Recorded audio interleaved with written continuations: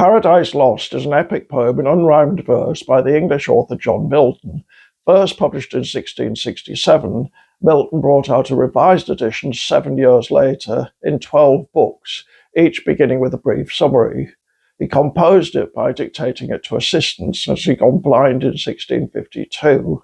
It's a highly Christianised account of the creation and the fall of man, as described in the first 3 chapters of the biblical book of Genesis, and it's generally considered one of the literary masterpieces of the English language. Milton was born in London in 1608. He studied at Cambridge, where he opposed the rule of Charles I via pamphlets and poems. After the Civil War, he achieved public office, becoming Secretary of Foreign Tongues. After the return of Charles II in 1660, he went into hiding. He was arrested and briefly imprisoned before influential friends secured his release. He spent the last decade of his life living in poverty, which is when he wrote Paradise Lost. He died in London in 1674 at the age of 65. Character-wise, the focus of the first 5 books of the poem is Satan. It begins after he and his fellow rebel angels have been cast out of heaven. What should they do next? Satan gathers them and hatches a plan to corrupt Adam and Eve, and thus gain revenge for their defeat. He goes on a long, perilous journey through the underworld and emerges in the Garden of Eden, which is still paradise, where he disguises himself as a serpent. In Book 6, we have a long flashback in which one of the good angels, Raphael, recounts the battle in which Satan's army was defeated.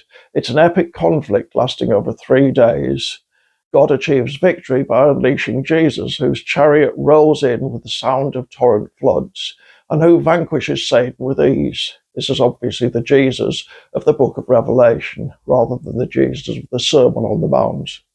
Books 7 and 8 have Raphael describing how God created the world. In Book 9, we're back to the present. The serpent persuades Eve to eat from the tree. Adam follows suit because he realizes that she must now die and he can't live without her. His act is selfless, but also worse because he knows he's sinning. In Book 10, Satan returns to his companions to report his success. Before they can celebrate, however, they're all turned into snakes. Adam and Eve beg God for forgiveness. God removes his direct presence from them by becoming invisible.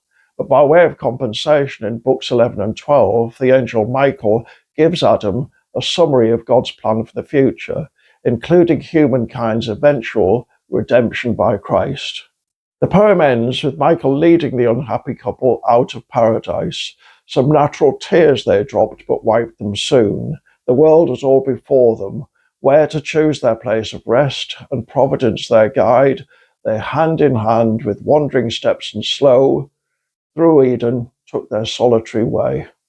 Paradise Lost tackles important themes: the legitimacy of rebellion, the nature of perfection, ambition, the purpose and direction of history, and marriage, amongst others. Scholars have often been puzzled as to why Milton, who was a lifelong Republican, should have sided so unambiguously with God the King against Satan the usurper.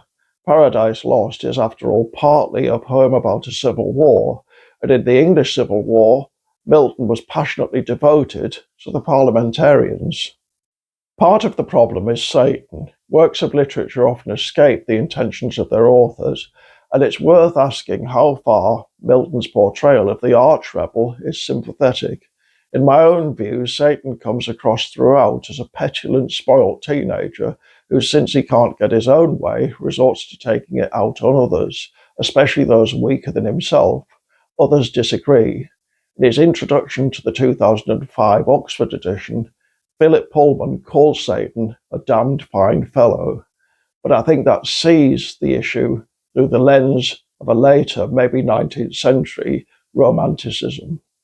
Apart from its themes and its well-drawn characters, the greatness of Paradise Lost consists, of course, in its form, in the majesty of its poetry. Its first publisher, Samuel Simmons, thought it necessary to defend its relative uniqueness.